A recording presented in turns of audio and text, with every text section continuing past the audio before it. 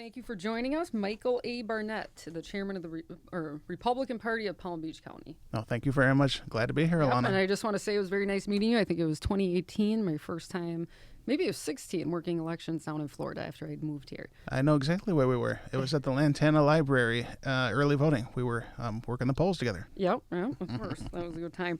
A lot of interesting things have taken place in South Florida since then. Your Palm Beach County, and historically it has never been won by a Republican by a majority vote, correct? Well, we have to go back a long ways. Okay. How many years has it been? Decades? Maybe 10 years. And certainly wasn't the governor's race. I believe it was Jeff Atwater, a local hometown guy, state senator here, then became CFO. That was, according to Chairman Sid Dynasty, my predecessor, his assessment as to the last time a Republican won Palm Beach County, a majority vote of the Palm Beach County vote. Okay. It took us 10 years, but now we have victories for all of our cabinet members and the governor with 50% or more. That's excellent. That's great news. Yeah, I read that in the on slide 1 in the WPTV. Even the mayor, former mayor now himself, stated, "I am obviously disappointed with the results tonight," and this is from a Democrat, "but I obviously understand that there was a real red tide that has taken over local politics, and I certainly congratulate my opponent on winning the seat, and I look forward to seeing how she will take office and govern. I thought that we ran a good race. I now realize it wasn't my opponent who succeeded, but that it was a strong sentiment against anything in the Democratic Party." What do you think about that? Well, I'm actually very friendly with the former mayor, Robert Weinroth, and his wife, Pam. Okay. His district is where I live, so Okay. I took that race very personally. 4 years ago, I even considered running against him for county commission for about one day. Then I decided against it. Okay. You'd be a great candidate, but we'll get into that later. Thank you. But it's a Republican seat. It had been held by Steve Abrams for 8 years, Mayor McCarty before him. It was really just an anomaly that a Republican, a lot of bad things happened that prevented a good Republican candidate from taking a hold in that seat and allowing a Democrat to. But I disagree with him. I think it was the red Republican wave that washed over Palm Beach County and the state. But more than just that, we had a great candidate, Marcy Woodward. I don't want people, Democrats or even people in our own executive committee, our party, taking away the credit from the grassroots who worked really hard every single day in South County, North County, and a lot of the areas of Palm Beach County where we saw a massive Republican increase in votes. That portion of the county, which covered Boca Raton, we saw in the congressional race, for instance, the Joe Budd race versus Jared, I forget his last name, the new congressman, unfortunately, but also the state Senate race, Bill Reicherter taking on Tina Polsky. Those candidates ran in districts that crossed over into Broward County. They won the Palm Beach County portion of their districts. It was Broward County that held them back from winning the overall seat. But our people, our grassroots people, worked, knocked doors, made phone calls, and got out the vote in Palm Beach County. We did our job. Yes, Governor Desantis, he delivered a massive 60% vote in Florida and 51.41% of the vote in Palm Beach County, which is unprecedented. But we were able to take advantage of the atmosphere that Governor created through his great policies. And we ran with it, ran great candidates, and worked really hard and created victories for our local candidates as well.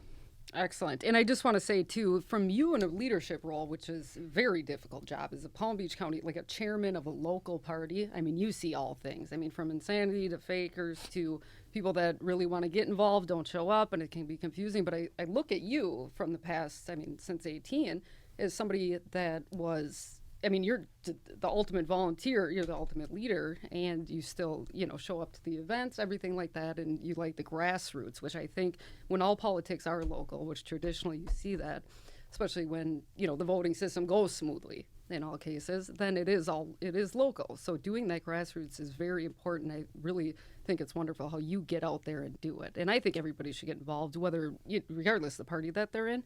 But when you see that kind of activity from an American citizen, like in a constitutional republic, that's how you keep it moving. That's how you keep it going. And that's how you get the best candidates. Right. Absolutely. And, aside from being a leader in the party, my volunteerism goes back as a grassroots activist 30 years to when I was in high school. I'm that was old. my next question. When did you get involved with politics? When Bush lost his bid for re-election, the first Bush, in 1992. For me, having moved back to the United States after having lived outside for a few years, I was glad to be in America. I was proud.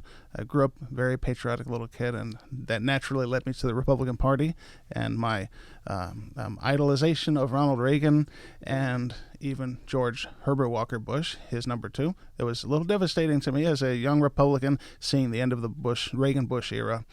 And I was in 10th grade that next year, 1993, in high school, Boca Raton High School. My world history teacher had a copy of Rush Limbaugh's The Way Things Ought to Be. Oh, I love Rush. I miss him. Yeah. That's how I was introduced to Rush Limbaugh. The teacher let me read the book. I read the whole thing, and I became a Rush Limbaugh fan and an activist Republican.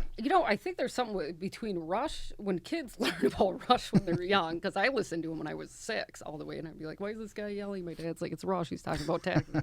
Like, he would be blaring on the radio, but on our way to wherever. But it's something about anybody I talk to, like, yeah, he loved Rush when I was little. Like, it just seems to be something, or at a certain age when they hear about Rush, they got real passionate, and they tend to be Republicans that are active, that find it very important to stay active and be active. So that's exactly. good. I had no Fox News. It was before 1996. There was only that one conservative voice on the radio and even on his daytime TV show.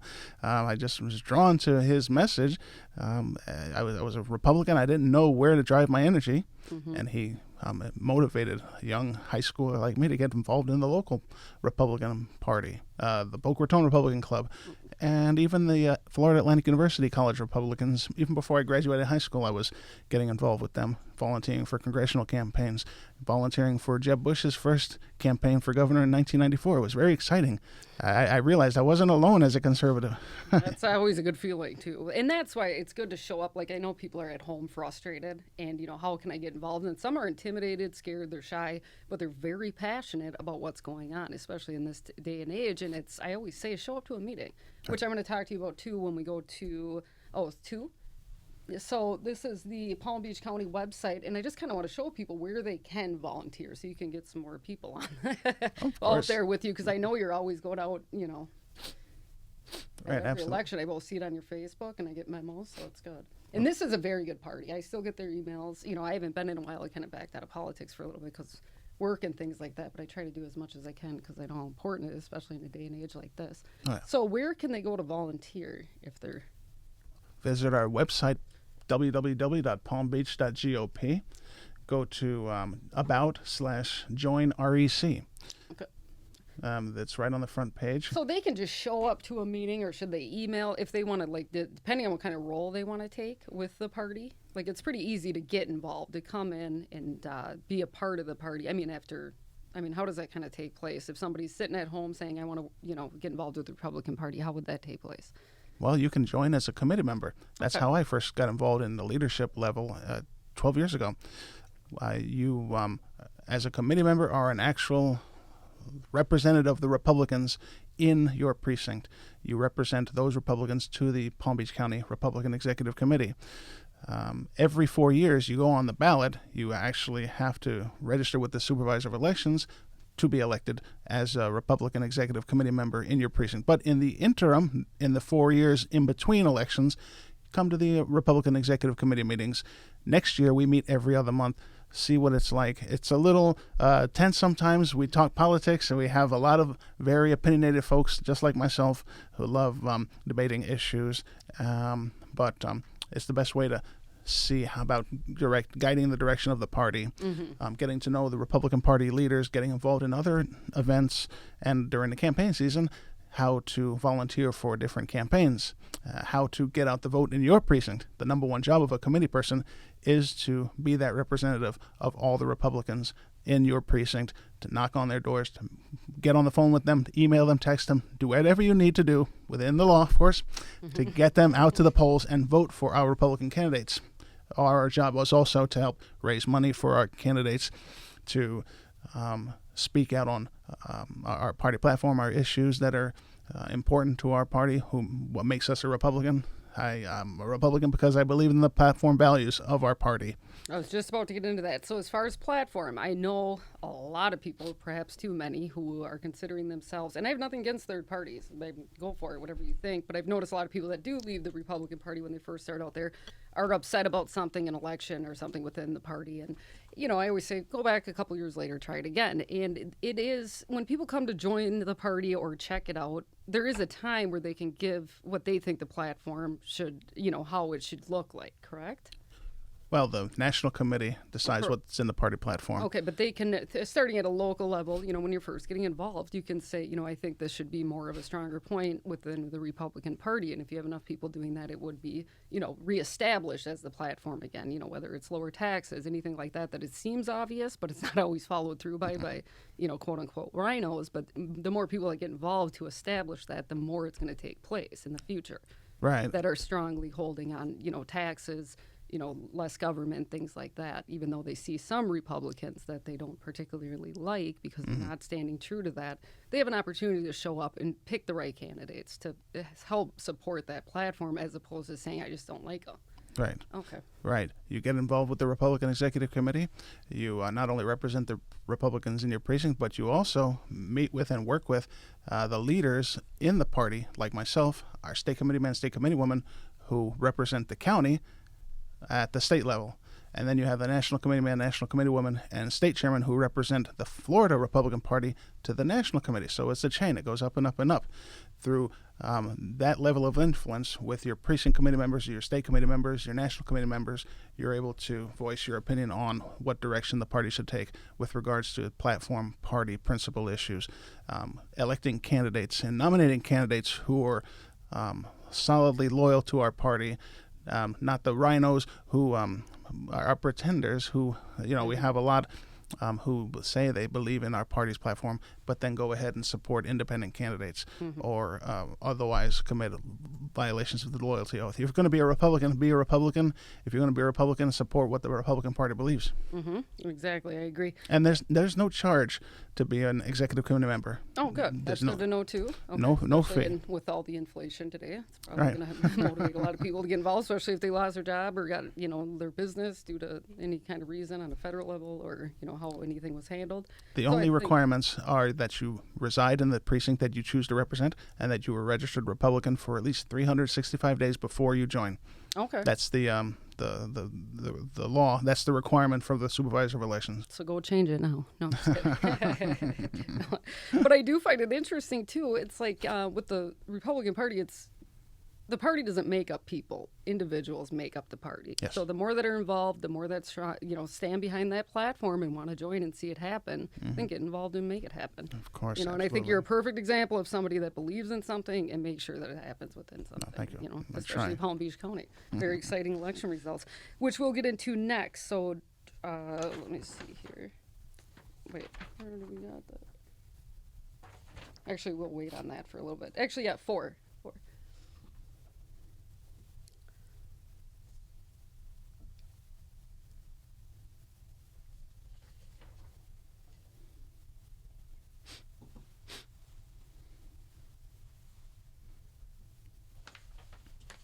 Did you go to school down here, too? I did. You're like 120% Florida. Well, I did. Did I know you're native? I didn't think I knew that. Not a native. Basically a native. Oh. I've lived in Boca for 35 years. Okay. I'm originally from New York.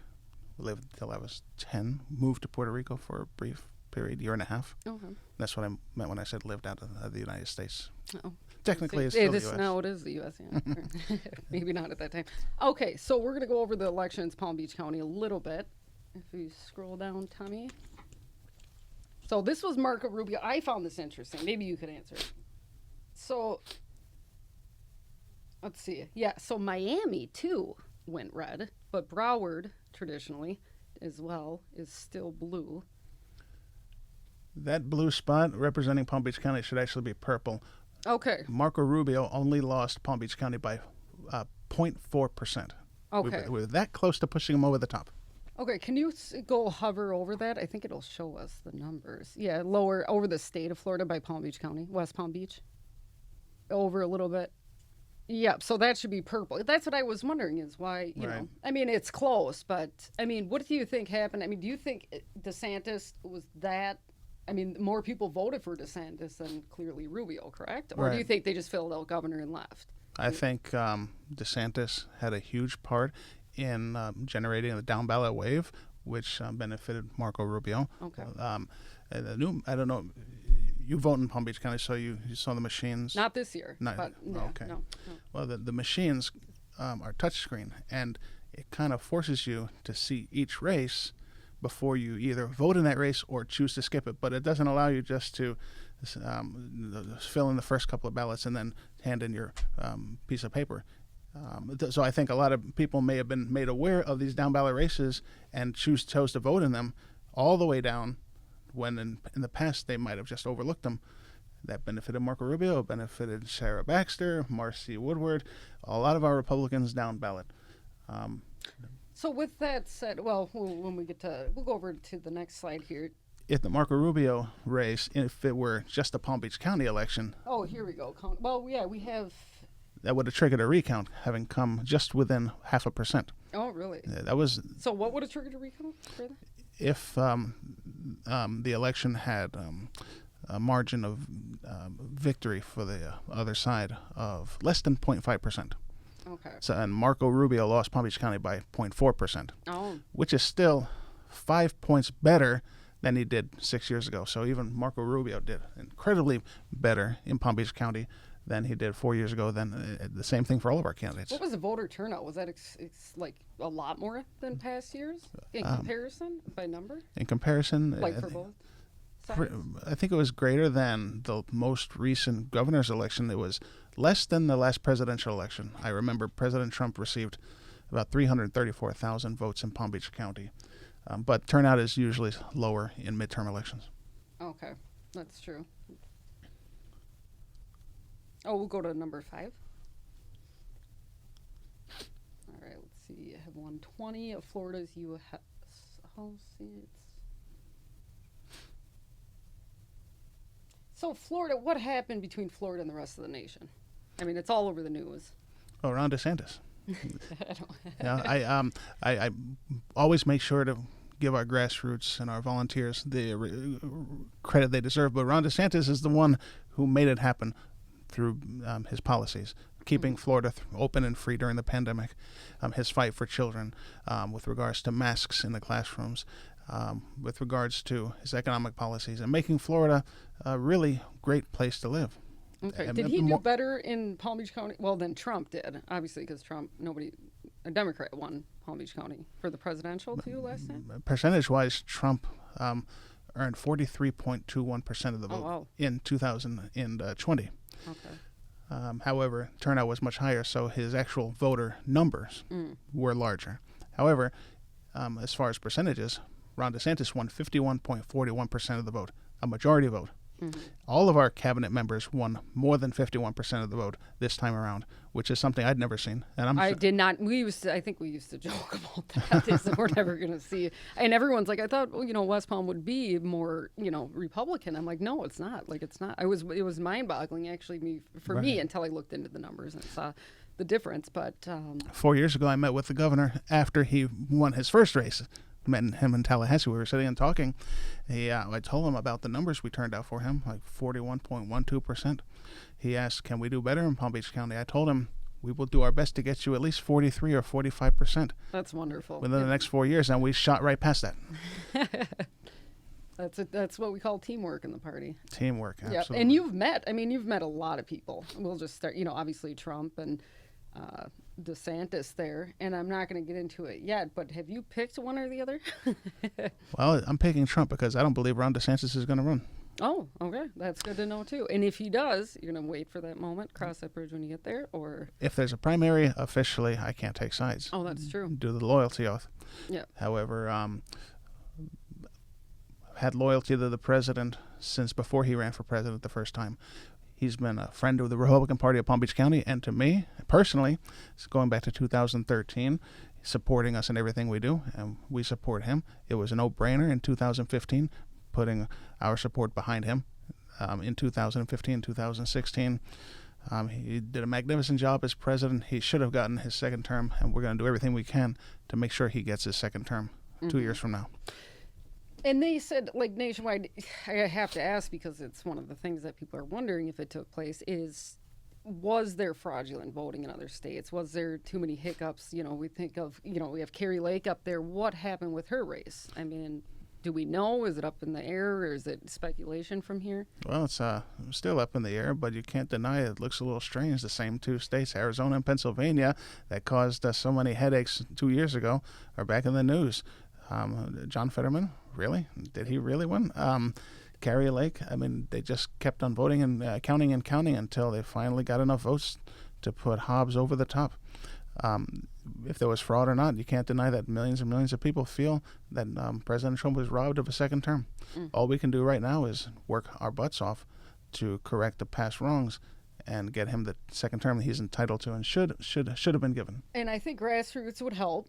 All across the nation. I always believe that. I firmly believe that all politics are local, and it's important to get out, talk to your neighbor, and get involved. I say all the time along those lines, if we get out the vote, do our job as grassroots conservative Republicans, whether on the committee or whether part of Club 45 or just an American citizen, Florida citizen, knocking on your neighbor's door, we win by a large enough margin, we won't have to worry about putting the election in the hands of crooked SOEs, supervisors, like the two that Governor Desantis wonderfully got rid of.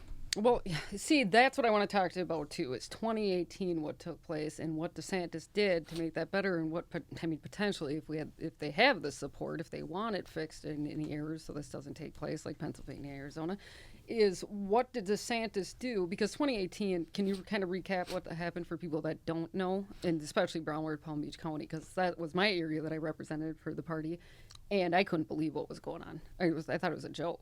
Certainly. A lot of the shenanigans we've seen in Georgia and Arizona, Pennsylvania, is exactly what took place here in South Florida on a regular basis.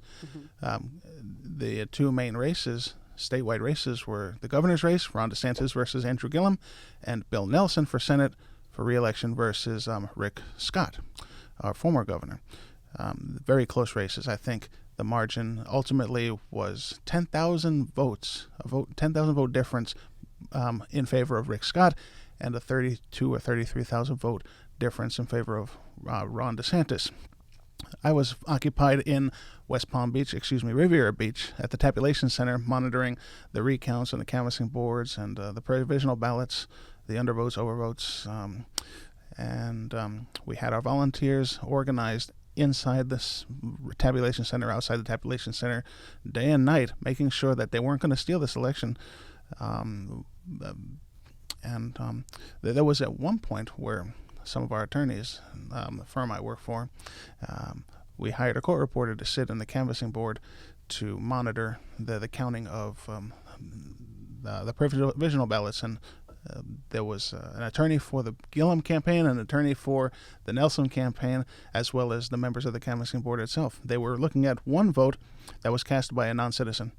Susan Bucher, the former supervisor of elections, said this is a non-citizen vote. We have to discard it. We can't count it. And the other two agreed. However, as a joke, allegedly, the attorneys for Bill Nelson, representing Bill Nelson's campaign and Andrew Gillum's campaign, objected to them discounting this vote. Allegedly, what they said didn't appear on the transcript was the laughter and joking. But that's not what the national. That's not what we showed the national news. We showed them a transcript of two lawyers for the top Democrat statewide candidates fighting to include votes from non-citizens. See, in the holdup there, wouldn't people think that it would be more beneficial, quicker, more votes count as opposed to suppression to actually have a real ID to vote, actually have, working ballots? What else did DeSantis do, to fix the after 2018? Well, as I mentioned, the most important thing he did was to suspend and ultimately have removed the supervisors of elections in Broward County and Palm Beach County. And that's what the governor should do. I mean, right. can do if they're... And laws were changed. I believe SB 90 changed the laws in particular with regards to how vote-by-mail ballots are collected. It eliminated ballot harvesting, which was a key element for a lot of local Democrats and their victories. You're not allowed to collect dozens and dozens of ballots and drop them off at the supervisor of elections office or the post office anymore. You're limited to just a few that you can bring, one for yourself and for 2 family members. And just once, right? You just do it once? I believe so. Okay. I believe so. That killed their ability to harvest ballots, which I think contributed. For people that don't know, what is harvesting ballots? Harvesting ballots wasn't illegal. It was made illegal by the change in the law. You can vote by mail. You can cast an absentee ballot or vote by mail ballot. You can either choose to fill out and put it in the mail, or you can take it directly to the supervisor of elections office or one of the early voting sites or the post office, or a volunteer can come and pick it up for you and deliver it on your behalf. There was no limit in the past as to how many ballots these volunteers could pick up and take. That seems like an opportunity for a little bit of corruption if you're going to abuse it. Exactly right. And I think it was documented in the film 2,000 Mules. A lot of the corruption that was happening as a result of this practice, which has been halted in Florida, thank God, for Ron DeSantis and our Republican legislature. See, that's another thing. I know I saw the video Project Veritas had taken. They tried to discredit it, and not a lot of news people covered, and I couldn't figure out why. They actually had them discussing harvesting ballots in two different states, including the one I'm obviously from my accent, Minnesota, and nothing was done. Not a single thing. And it's funny to look at the map up in Minnesota. You know, I have never seen it the way it was. I don't have it to pull up, but it's completely red, and then, you know, as usual, it goes to the city and it's blue. But it, you know, and I'm not a conspiracy theory by any stretch of the imagination, but I would just wonder how many extra votes were put into the cities for the statewide election. Not a conspiracy at all. It's absolutely true. We've been saying that. And you couldn't count those. I mean, you look at the transcript from that, they're holding up one. Imagine how long that takes to hold up one questionable vote and how many times they would hold that up to, you know, kind of, I mean, I would say tire out the other side and say, look, just pass it through. And then otherwise you look like, you know, a sore loser. So it's actually if you're going to cheat an election, doing it the way they're doing it would be smart in a sense, but obviously corrupt, which doesn't go well with a constitutional republic in any sense of the imagination, as it's not, you know, an accurate representation who they're putting forward for the people who live in the communities. And I find it incredibly offensive. And I was doing some work up in Michigan. Over the summer, I talked to over 3,000 people, and it was close to 1 to 9 until you got in the city, and then it was like 7 out of 10 were, we should be able to mail in ballots. I had a few people actually seriously say you should be able to vote as many times as you want. And I mean, this is dead serious. This, you know, that's Michigan. And I couldn't believe, I'm like, this is pretty far gone. And I can, you know, it would just be, I think, beneficial for everybody if they did do some reform. You know, it would be good to stay traditional, but when people get creative, and we don't know how long they've been getting creative, to cheat in the manner that they are, I just don't think it's fair to the people, more so than any candidate. It's just not a good representation of the people if there's even 1 or 2 extra votes coming in for somebody, especially when they're coming in this close, which seems odd in the first place. Well, you mentioned local politics. All politics is local, and when it comes to counting the ballots, it's important who runs your elections offices. That's why it was critical what Governor Desantis did in replacing Susan Booker with Wendy Link. I mentioned earlier before the show our analysis of the elections statewide compared to Palm Beach County. Wendy Link did an amazing job. I received almost no reports of any irregularities with regards to the cleanliness of the ballots, of the votes.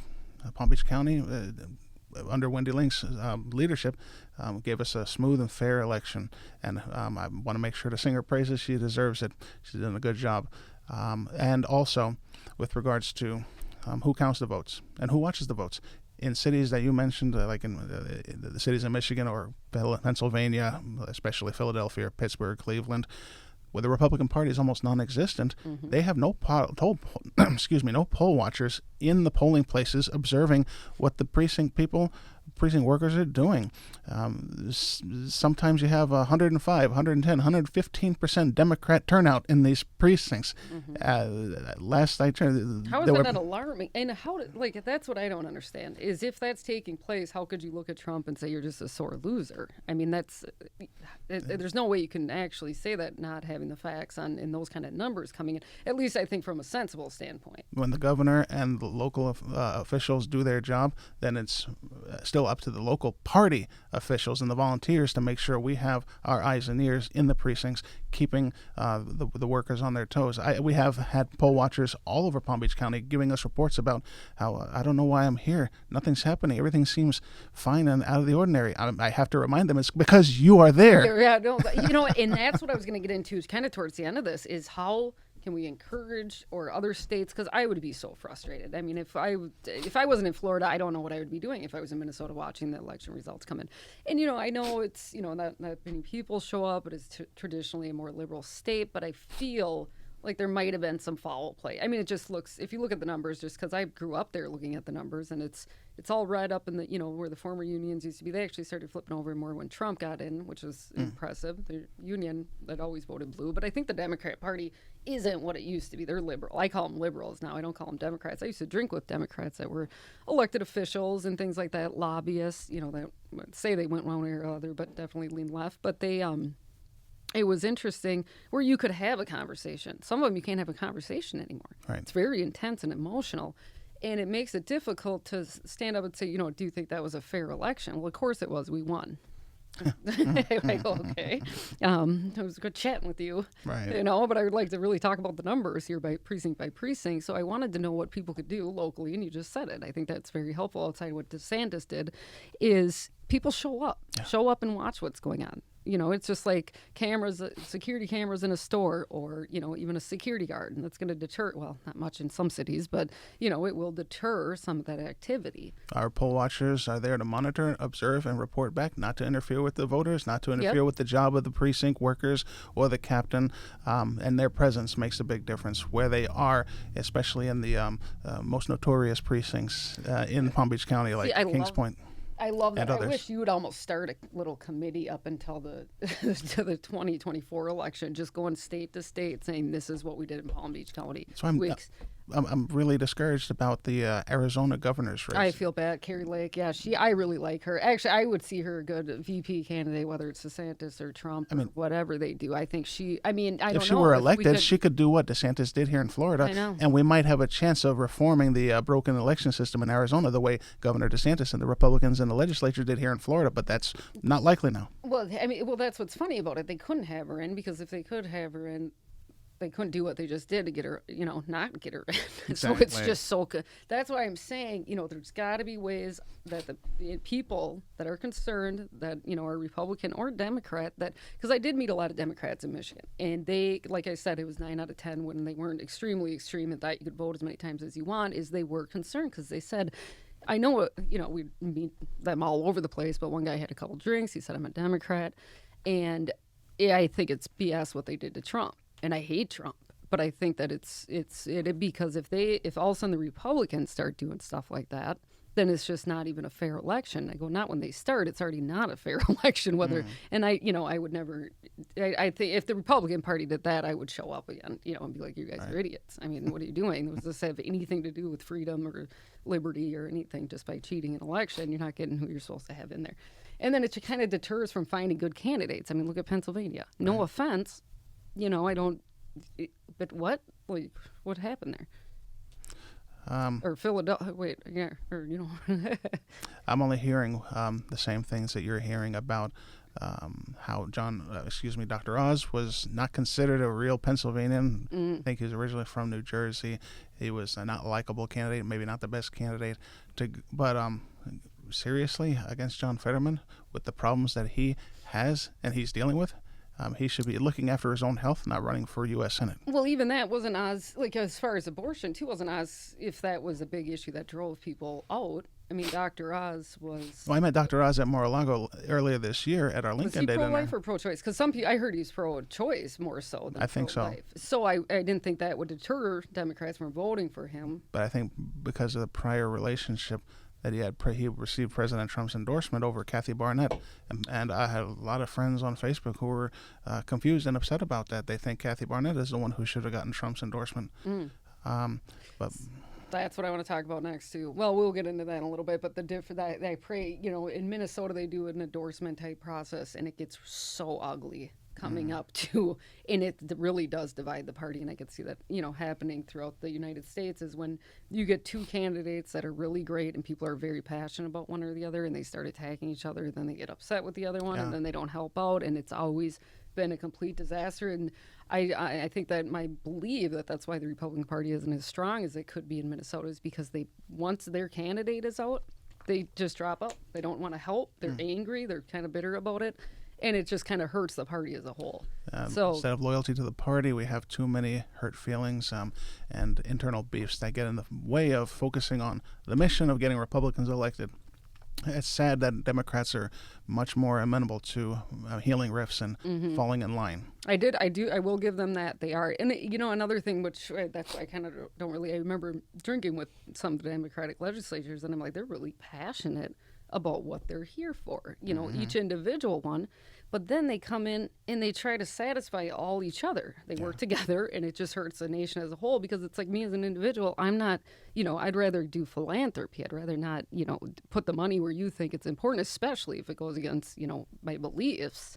So leave that to stand. So I think that's one thing that they are good at, is coming together. But another thing, I mean, that's why I'm not part of it, because it's too big of government. You get people with one side that they want to do, and they're forcing other people's hands to do it, which I don't think is fair to people.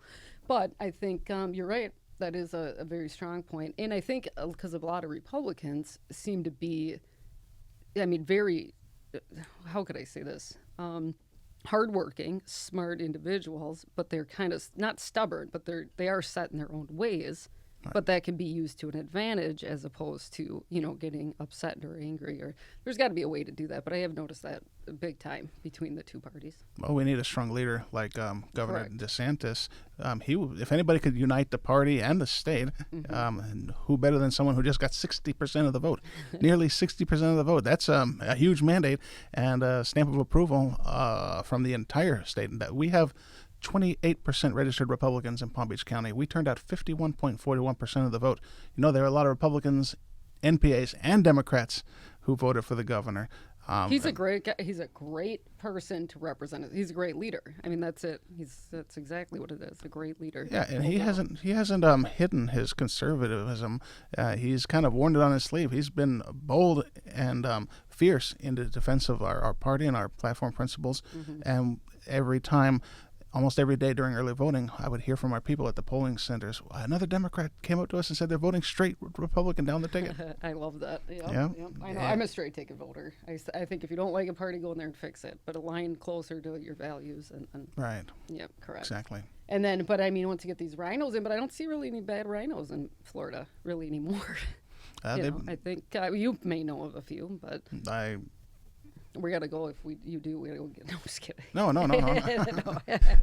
No, we gotta go to get them out of Florida. But I'm kidding. No, but I think it's great. Another thing I liked about with the party, I don't know if it united. What do you think about this? So I thought with Romney and McCain, just as long as we're talking about Trump and DeSantis, Romney and McCain I thought they were too moderate. I mean, they were trying to go squishy because the Democrats were getting more, and I don't know if they're trying to, go moderate to get more people, the blue, or what the deal was. But I think when Trump came in, first of all, I said he's going to win for sure. I mean, he's not only going to be the Republican candidate, but he's going to win the election because he woke up people that I think were discouraged about former candidates. Yeah. They're like, what's the point? You're practically a Democrat. I'm not energized to go out and vote. And I think that's why we saw the uproar of so many people, because they tapped into patriotism, tapped into smaller government, and he was just a strong candidate that was kind of saying what everybody was thinking at home. So I thought that was interesting. I was at the rally in Miami with Marco Rubio and President Trump, and I don't know any politician in the country who could get the crowd to start chanting BS, BS, BS on live national TV. He's real. He's what you see is what you get. That's what people love about President Trump. In 2008, I had to choke back my bile to cast a vote for John McCain. talking about rhinos. The only thing that really convinced me not to stay home was having put Sarah Palin on the ticket. That I think motivated a lot and energized the base. Then we got Romney, and then it was another. Everybody's the same that I tell. Anybody that was involved in politics. I mean, even if I don't think people that didn't do party stuff wouldn't even go out and vote. Like they didn't have a chance. No, the 47% comment or whatever it was that he made, and it was just another Republican candidate for president that turned out to be just the lesser of two evils who happened to survive the primary that nobody was excited about. We didn't get that with President Trump. No, it was amazing. It was incredible. I loved the energy. I was just like, oh, everyone kind of wants to talk politics now. Like it was weird. It was a good environment, and and people were paying attention more than ever. Granted, they didn't cover the media that they should have, or the media didn't cover what they should have at the time. But it was, people were, I mean, they were loving it, absolutely loving it. They were more informed about government than I think they are now. I mean, at least what's actually taking place. But it was good. I thought it was great. Imagine a blue-collar billionaire that regular people could relate to. That's what people loved about Trump. He just told it like it is. He didn't care. He just genuinely loved this country, had nothing to gain. He had everything in the world, and just wanted to do right by the American people and make America great again. That was a message that resonated with me. It's simple and catchy and understandable, very relatable. We just wanted to live in the country that we knew was the greatest country in the world, that we felt deflated, and President Trump lifted us up, lifted our spirits up, even when his spirits were at their lowest back in October of 2016, when the whole thing came out about the interview on the bus. I mean, he turned it around, and he won a huge victory when all seemed lost, because we believed in him, because he believed he could win. And I believe he believes in America. He absolutely loves America. He loves the idea of it. He loves how, I mean, a free nation, liberty, justice for, I mean, he does stand behind that. People often bring up, though, the problem with him is kind of just not, kind of divides, I guess. I don't know if it's because he's too strong of a candidate and they just hate him because he's kind of messing up what they maybe intended to do with the country, and kind of pushed it back further than what they planned to do, because they're pretty adamant about raising taxes. They're pretty adamant of, government regulation. And I don't know if that'll ever change, but it's come to an extremity I've never seen, in my lifetime. And I've heard from a lot of people in their lifetime, they've never seen it. With Trump, we got the biggest tax cut in American history. We had the lowest unemployment rate for blacks and Hispanics ever. The economy was booming, and then we got hit with COVID. President Trump, I believe, really was entitled to and was robbed of a second term. And everything he went through personally, his family, the attacks, the slander, the Russiagate, all this collusion, the investigation, Mueller investigations, the impeachments, twice impeached. Well, that's another thing people talk about. I go, hey, you'd be really good to run for office. And and they're strong people.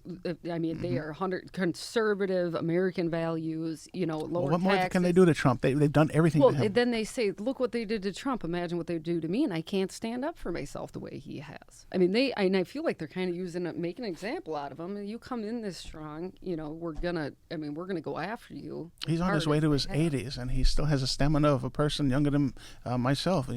He's boundless energy, and he takes the hits and doesn't care. He'll hit back, and that's what people love him. He's a fighter, pugilist. I think he changed the face of politics after when he got in. I mean, I without a doubt, it was, especially within the Republican Party, they always were kind of, they kind of more considered stuffy. And now it's like this, kind of just energized. Let's go wave banners. Let's go out there and cheer for somebody. When I didn't see that. I don't know. Have you? Did you see that before? That a type of energy. In 2008, I went on a little walk in Boca Raton with sign waivers from John McCain, but that's about the most enthusiasm I've seen for a presidential candidate. But President Trump, he, like you said, changed the political map. No presidential candidate could ever turn out 50,000 people to a rally on a consistent basis. Even after leaving office, he still turned out how many thousands of people in Michigan and here in Miami and everywhere in the country. Everywhere he goes, people still love him, and they love what he did for our country. They want to see him get his second term. And that brings me to another. He is a little bit older, and I do want to, first of all, I think before we even do another election, they need to fix how voting's taking place everywhere and anywhere. And it would be nice to see kind of like a committee or some kind of, people getting involved to show up, like you said, at the polls or do whatever they can outside of, saying it's governor not being willing to take the steps that DeSantis took. Right, it's a local issue. I don't know how to say it with being kind. It is a local. I mean, could they at a local level? I mean, I just kind of want to give like some ideas in communities that are really discouraged at the fact that their voting machines didn't work when they come in. Well, Biden running the federal government, it's not going to happen at a federal level. With Carrie Lake not getting elected, there's not much hope that the Democrat governor is going to take steps to fix a broken system that was clearly designed to benefit her. Same thing in Pennsylvania. If the Republicans take over the House, which it seems like they're going to, hopefully they'll be able to start some investigations, at least bring some of this to the light. And then, so that would be the House. I mean, what can you do at a very local level? I mean, the city council, can they do anything regarding this? No. Not really. Well, at least not that I'm aware of. Okay, we'll look into that. Start very local. The basic, most local thing is for people to vote Republican. Every race, all the way down the ballot in every jurisdiction. And again, if you're not liking the Republican Party, get involved. And I mean, be a part of the process. I mean, it's better than saying I'm an independent online and I mean, tending to be part of the Republican platform, but you didn't like a candidate 10 years ago. It's get over and show up. I always find that conversation so interesting. It's like, I don't like Republicans, I don't like Democrats, and then you talk to them for a little bit, they're clearly closer to one party or the other, but they don't show up and do anything. It's like, well, did you try running for office? And they laugh, and it's like, well, okay, you just keep making fun of things. Well, in Palm Beach County, we have our membership growing. We have almost 320 members. When I became chairman, we had 200. So there is an interest. People are very concerned about the direction our country is going. They want to get involved. They joined in great numbers to help President Trump get elected and Ron DeSantis in 2022. We're seeing the enthusiasm continue in Palm Beach County in Florida and Broward County, Miami-Dade County. Speaking of Broward County, they did pretty well, even though I was going to ask you about those numbers. Can we go back to, actually, let's go to 6. DeSantis is just no. Oh, yeah, here, let's go. In Broward County, they turned out, I think it was 41% of the vote for Ron DeSantis this year, compared to 31% 4 years ago. So they bumped up their numbers pretty well. That's crazy. Can we see the difference in years? I think I might have picked the wrong one. A ruse. It's just that because they are so vastly outnumbered by Democrat voters. What's that? Because in Broward County, the Republicans are so vastly outnumbered by Democrats. Oh, yes. Their improvements were a little bit hard to see, and no. But there is a big improvement. I thought the state of Florida, I mean, I was just so overwhelmed. I couldn't believe that national, but I was so excited for you because I know how hard you work, and I know, like, I would get like, we're going out to do this and that, and, you're at everything, too. I mean, it's not just like you're showing up to the big events. You're out there waving, banners and door knocking with every candidate. Ever since I've known you, it's incredible. Ultimately, even as chairman of the party, at heart, I'm still a grassroots person. Well, that's what makes that's what it takes. Palm Beach. That's exactly what it takes, especially in a leadership position. You'd almost wish everybody would, have that type of drive and sensibility that, and people see you out there and they just first get involved and it seems more comfortable to, like going from 200 to 320 Well, it gets hot out there and it motivates people. People are waving signs all day long to see that, okay, it's not just me.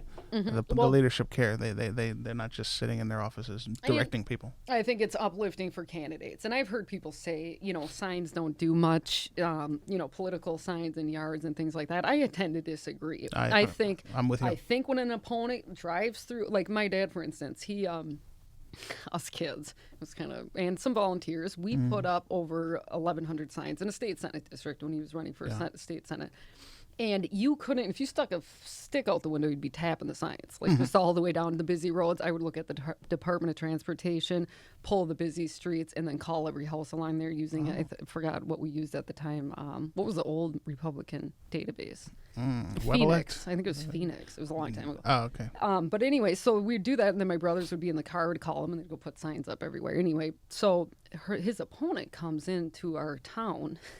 And she goes, I don't even know what house to knock on because she was avoiding where his signs were, but then went to one that was, she talked to him for about an hour and a half, and he goes, yeah, I would totally vote for you, but I'm not going to vote against my Uncle Ray. So it's my dad's nephew. And she called me. She goes, who do I call to concede? Like, because there's not a single house I can go to here. And I think it kind of tells the candidate, both the opponent, but uplifts, like, say Trump. I mean, he drives by that after a long day. It probably lifts his spirits and say, you know what, it's working. What I'm doing is working. All right. And I feel, that he wants to drive forward. I don't think if, he didn't have the people showing up that he did, he would, I think he'd feel more discouraged. But then again, it is Trump. He's pretty resilient. But Election day in 2008, I woke up and saw all along Glades Road Obama, Biden yard signs littering up and down every single median, and I knew the election was over. Contrast that to 2016, I woke up and saw not one single Hillary Clinton sign anywhere, and I realized the election's over. They've abandoned Florida.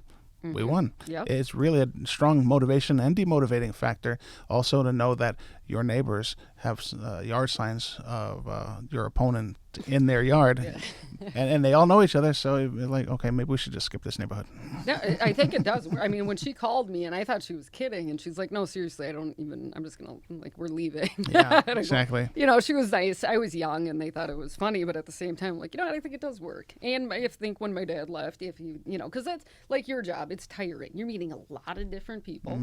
I mean, with a lot of, issues that they're more concerned about than others, and they're in different states of mind, they showing up for whatever reason. The government's trying to take something from them, their taxes are too high, just extremities, and they want to get involved. And it comes down to, I mean, you're kind of like a therapist at times, I'd imagine. I can't imagine the calls you get. Well, after the 2020 election, talking people off the ledge from our own committee saying, yeah, we did okay in Florida, but what about the rest of the country? What's the point? Can we ever win another election again? All you can do is handle what you're responsible for. And we're responsible for Palm Beach County in Florida.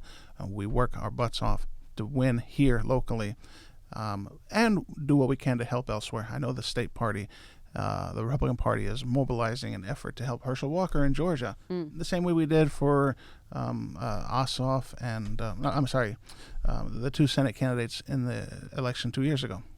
I think that's good. A well-organized group shows up somewhere else, and then kind of teach them how to do it too in the future. Exactly. I mean, that's how I see you. It's just like you're pretty much one of the best I've ever seen. I've been to a lot of caucuses, BPOUs, all that kind of stuff, and meeting you, I'm like, oh, this is good. This looks good here. Right. I mean, it's pretty obvious. Well, we've had Republican governors since 1998. Republican legislatures for the longest time. We're about to have a supermajority. Republicans have been running the state for a long time, running it well.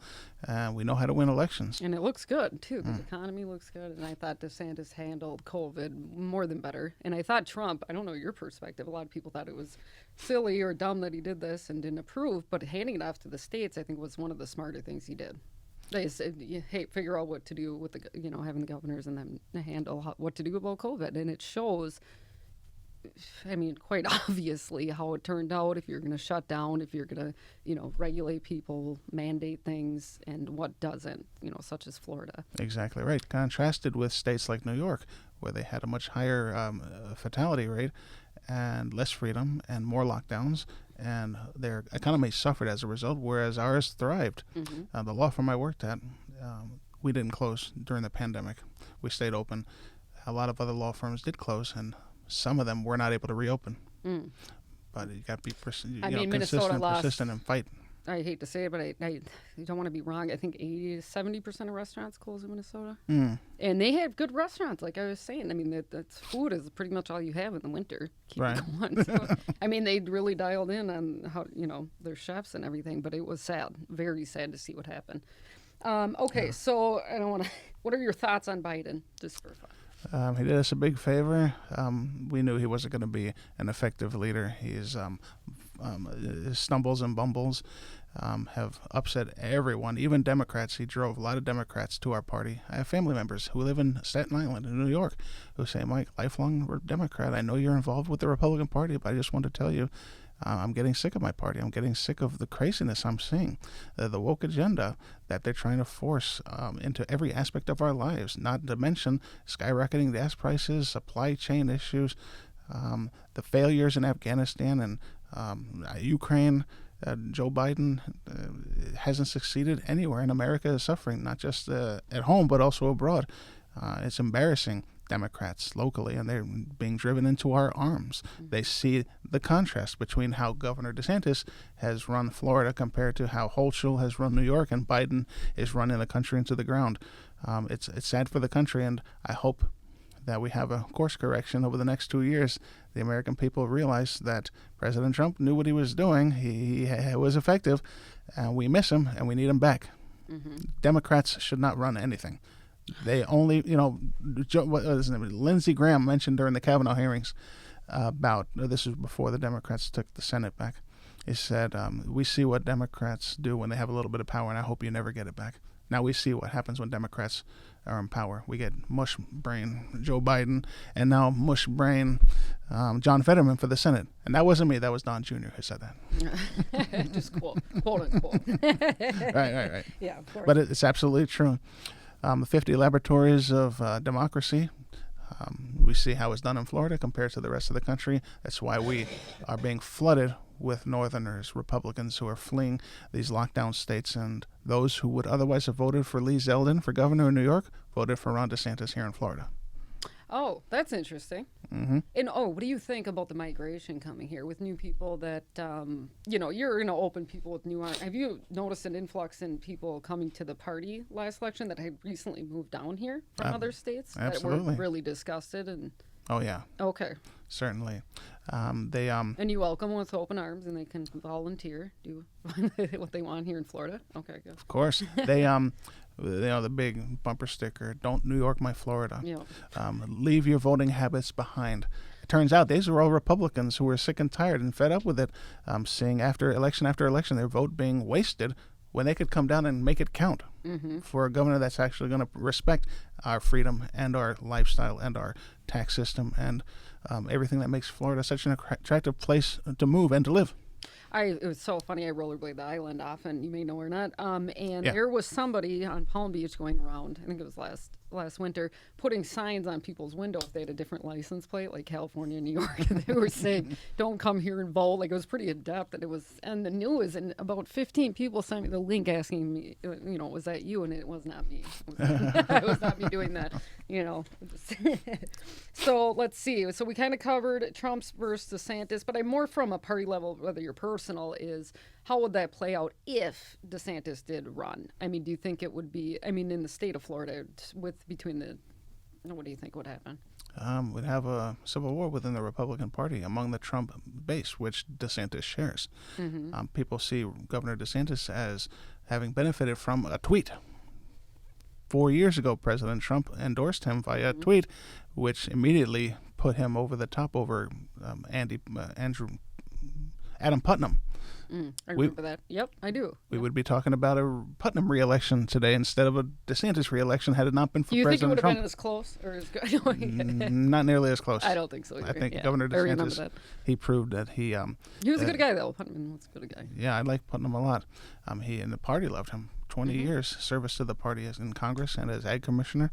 But we got Governor DeSantis, and thank God we did. He's done an amazing job for Florida. Incredible. I'm impressed. I like him as a candidate. My dad's my favorite one. I usually don't say if I like a candidate or not. I did like what Trump did, with getting more people involved with politics that never would have even thought to even vote or show up and wave a flag, if anything. But I think that really energized him.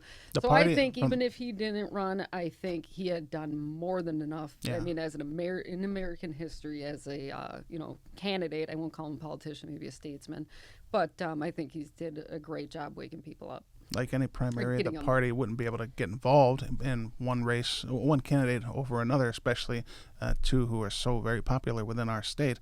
However, I think Governor DeSantis recognizes the mandate he was given, 60% approval. He started something amazing 4 years ago, and he's going to finish it as governor. I believe he'll finish two full terms as Florida's governor.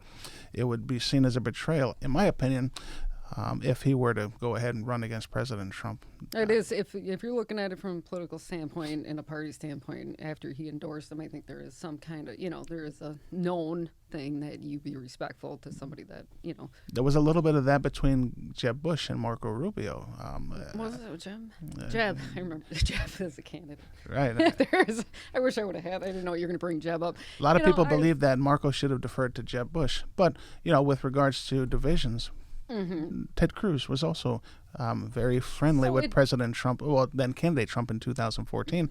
A year later, after Ted Cruz spoke at our Lincoln Day dinner at Mar-a-Lago, and President candidate Trump endorsed him, or introduced him, they were rivals. You see it all the time, and it's sad. I don't like when that happens, and because they do have their own support base that are encouraging them to do this. Yeah. And that's they're trying to draft Ron DeSantis. Run. I'm getting those emails already. I didn't mean to bring it up, but I had to. Obviously, it's in there. So, but it is interesting to see people get endorsed or whatever, and their people want them to win so bad, and it's, how do you handle that situation? Because they're all driven leaders. I mean, that's why they're showing up in the first place. But I do believe in such a thing as great person, bad candidate.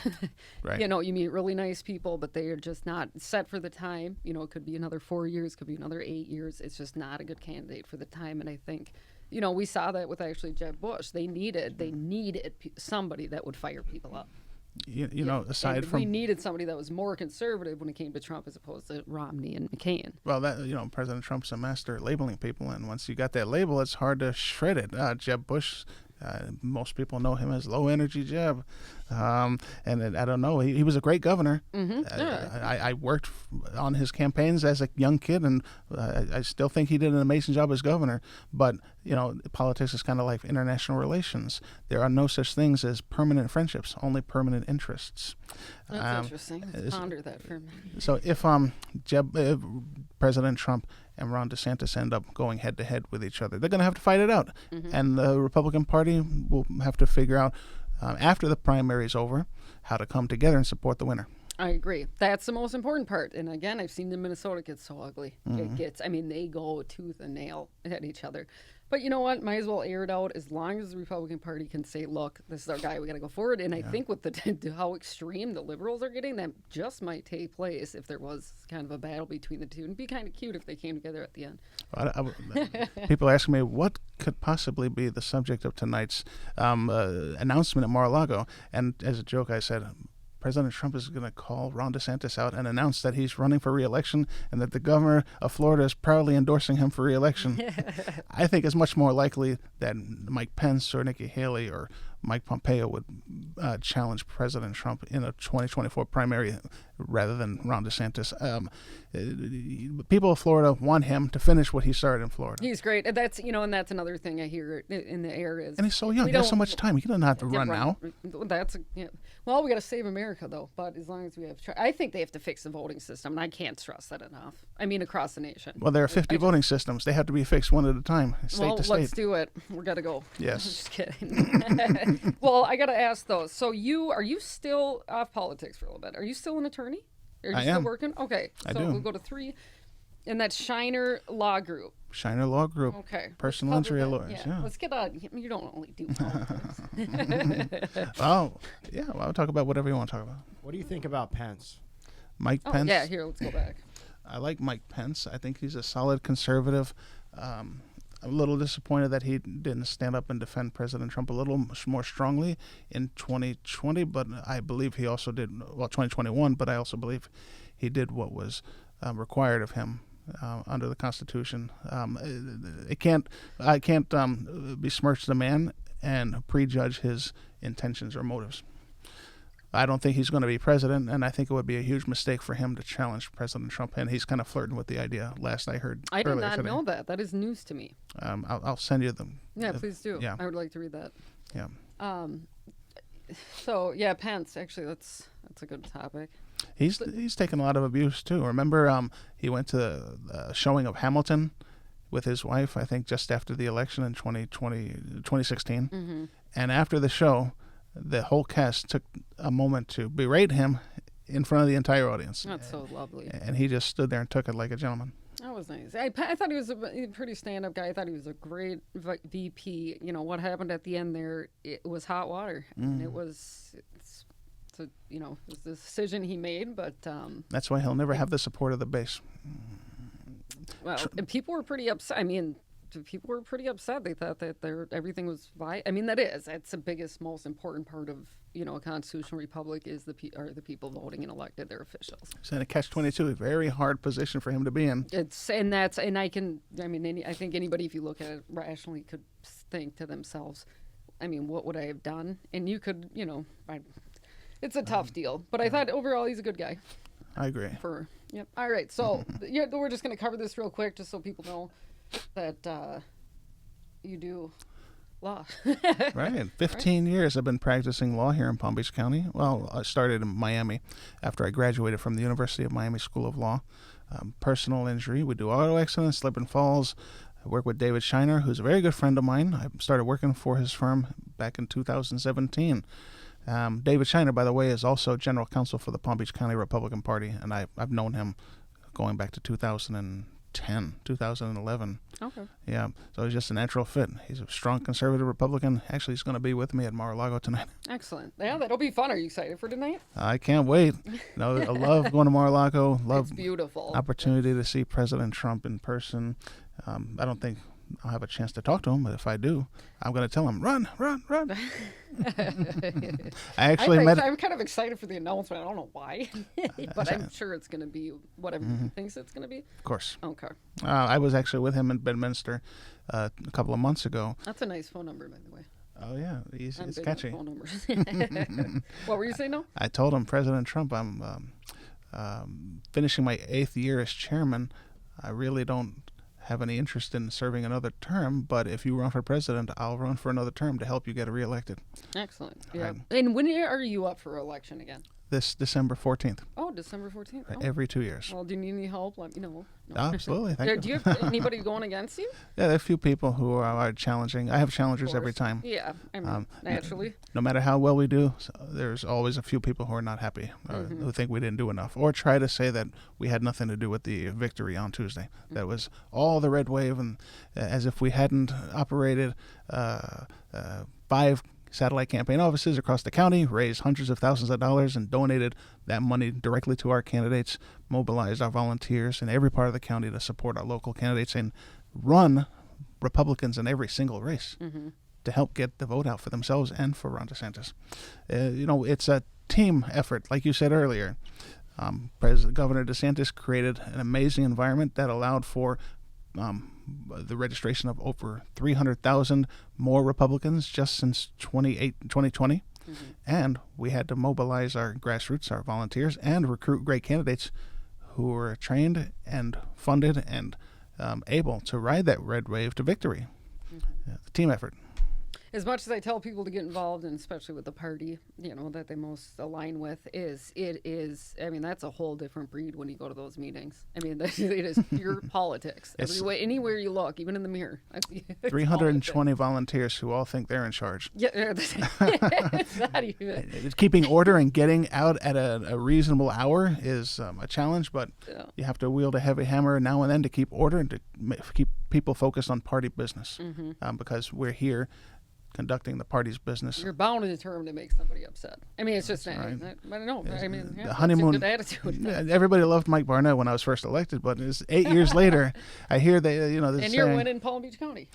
You either expire early or you live long enough to see yourself become the villain in some people's eyes. I don't know where I heard that, but it's a saying that seemed appropriate.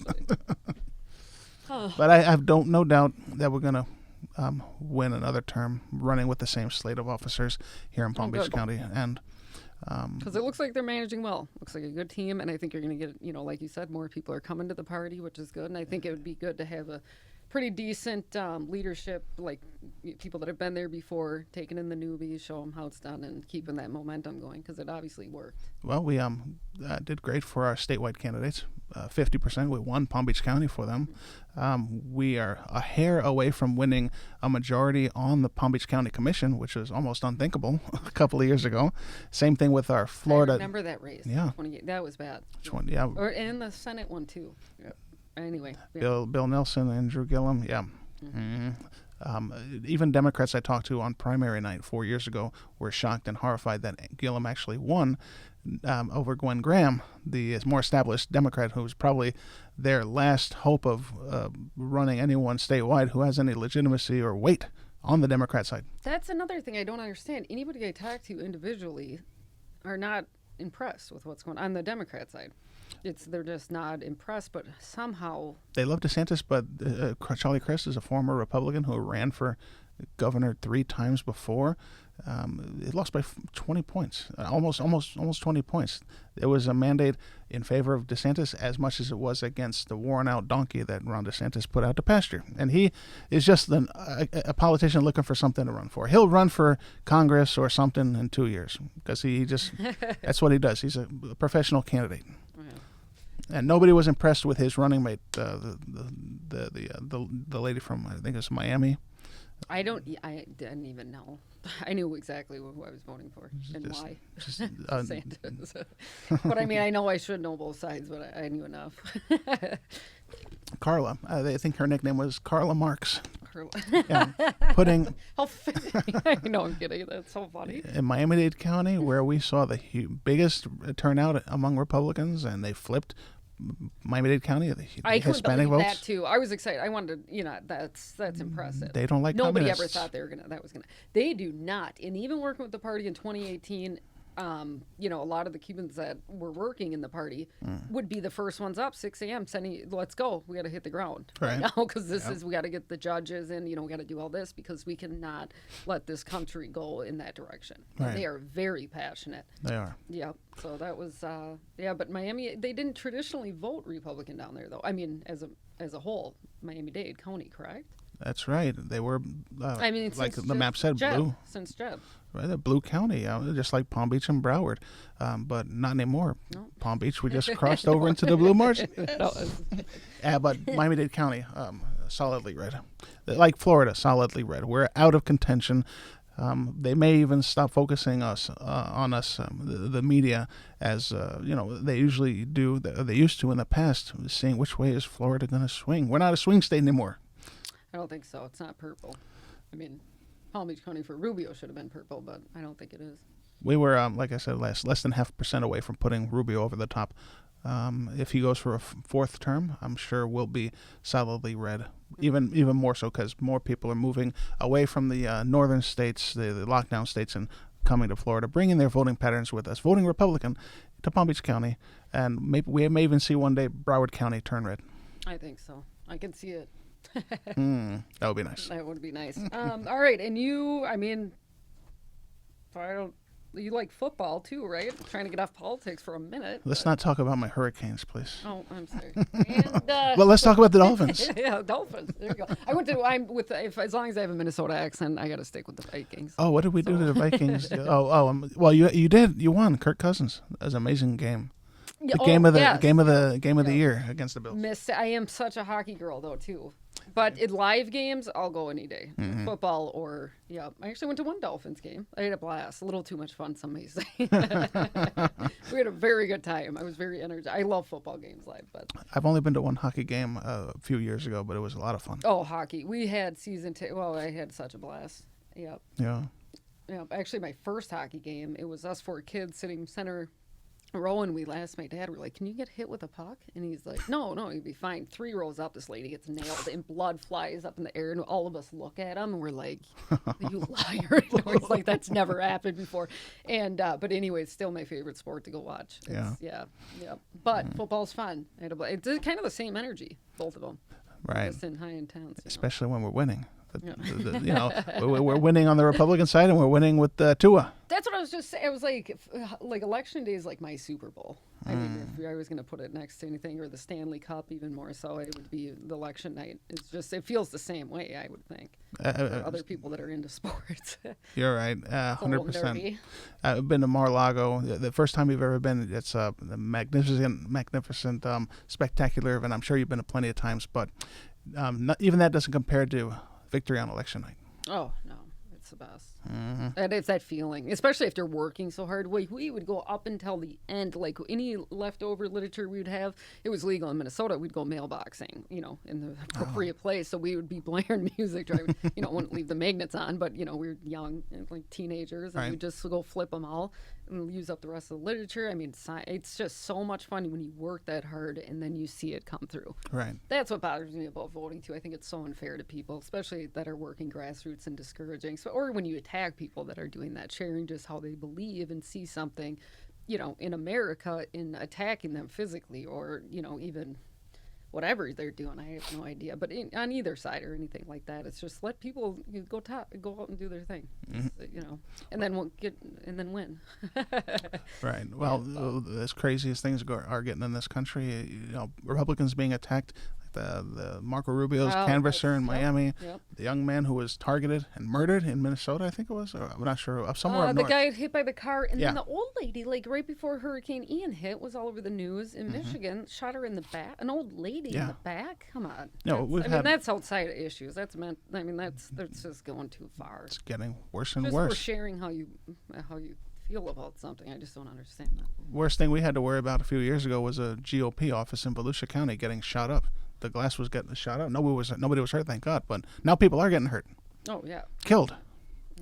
Because the anger. And I'm like, get involved. But I mean, I do mean it. But yeah, you gotta be. Bring your just protect yourself and be mindful. Like anything else, if you speak out and take a stand, people will hate you for it, especially if they don't agree with you. They call you Nazi or call you communist or call you this or that because of a simple disagreement. Well, that's what I don't understand either, because it's like if you bring both sides of how you feel and share why you feel that way, as opposed to just getting angry, but hey, this happened or that happened or this is why I believe in something, and then the other person tells you how they feel about something, and then you can kind of find something that would be appropriate for the two different sides, but instead it's just getting shoved down your throat or shot in the back. For sharing how you feel about something. That's just not effective. That's not good. And then I don't know. Obviously, I had to fix the voting thing and I am very impressed. I think that did have an impact outside of the grassroots work. Having a great governor candidate is fixing what happened in 2018. Yes. I mean, granted, they didn't take Broward, but that was way over the top in Broward last time. But I don't think they had that big of an issue. In Palm Beach County, it was bad, but not as bad as Broward. Yeah. Thankfully, they were both removed. Yeah. And we haven't seen the same problems since. Fortunately, Broward County elected another Democrat, I think Joe Scott, to run the supervisor of elections office. Not nearly as bad as it was under Brenda Snipes, but still, improvements are needed in Broward. Yes. Wendy Link is a Democrat appointed by Governor Desantis. She was an NPA initially, ran for re-election as a Democrat, but she's an officer that has received universal praise from Republican and Democrat elected officials, and no complaints from me. She did a great job. Excellent. That's good to know. Good to hear. And hopefully she has some advice for other, counties and in other areas. Right. I'm not. I'm joking, but I'm pretty serious about that, because I do think it has an effect on the overall election, and then people's, election integrity is very important, I think, in a country like America. Like anything else, it takes work if you want reform. And Wendy puts in the work. And our candidates who won their elections, they put in the work. They were on the ground. I'd say, can't coast and expect the voters just to respond because you're a Republican. You have to get out there and knock every door and solicit them for their votes, for their support, for their donations. Those who put in the work won. Yep, exactly. And it's good to see them put in the work and see real votes come in, and that they win.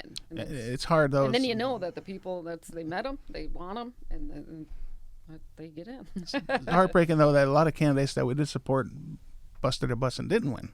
That'll happen. But we'll have to work harder for them next time around. And we're building a climate in Palm Beach County and across the state where more and more Republicans are registering. We'll have better turnout. That 300,000 votes statewide, a lot of that was in Palm Beach County, a good percentage. We carried more than our weight, and it benefited at least 2 county commission candidates who won, and another addition to the state house. We used to have 3 representatives, now we have 4 to the state house.